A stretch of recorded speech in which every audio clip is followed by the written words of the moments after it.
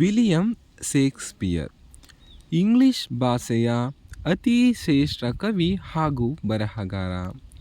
ಜಗತ್ತಿನ ಸರ್ವಶ್ರೇಷ್ಠ ನಾಟಕಗಾರರಲ್ಲಿ ಪ್ರಮುಖರು ಇವರು. ಇಂಗ್ಲೆಂಡಿನ ರಾಷ್ಟ್ರೀಯ ಕವಿ ಎಂದು ಕರೆಯುತ್ತಾರೆ.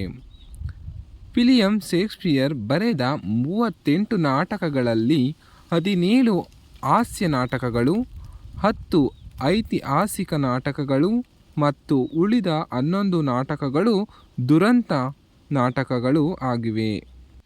ವಿಲಿಯಂ ಶೇಕ್ಸ್ಪಿಯರ್ ಎಲಿಜಬೆತ್ ಆಳ್ವಿಕೆಯ ಕೊನೆಯಲ್ಲಿ ಮತ್ತು ಜೇಮ್ಸ್ ಆಳ್ವಿಕೆಯ ಮೊದಲ ವರ್ಷಗಳಲ್ಲಿ ನಾಟಕಗಾರರಾಗಿ ಪ್ರಸಿದ್ಧಿ ಪಡೆದರು.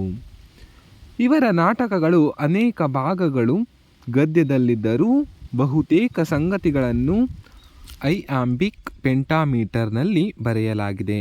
ಐಯಾಂಬಿಕ್ ಪೆಂಟಾಮೀಟರ್ ಎಂದರೆ ಸಾಂಪ್ರದಾಯಿಕ ಇಂಗ್ಲಿಷ್ ಕಾವ್ಯ ಮತ್ತು ನಾಟಕದಲ್ಲಿ ಬಳಸಲಾಗುವ ಒಂದು ರೀತಿಯ ಮೆಟ್ರಿಕ್ ಲೈನ್ ಆಗಿವೆ.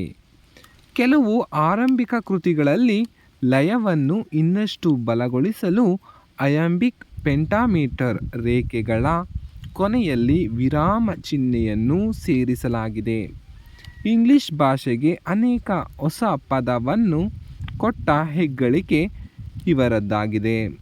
ಇಲ್ಲಿಗೆ ಮುಗಿಯಿತು ಈ ನನ್ನ ಒಂದು ಚಿಕ್ಕ ಮಾಹಿತಿ. ನಿಮಗೆ ಇಷ್ಟ ಆಗಿದ್ದಲ್ಲಿ ಲೈಕ್, ಶೇರ್, ಕಾಮೆಂಟ್ ಮಾಡಿ ಹಾಗೂ ತಪ್ಪದೇ ಸಬ್ಸ್ಕ್ರೈಬ್ ಮಾಡಿ. ಮತ್ತೊಂದು ವಿಡಿಯೋದಲ್ಲಿ ಸಿಗುವ. ಮತ್ತೆ have A nice day friends.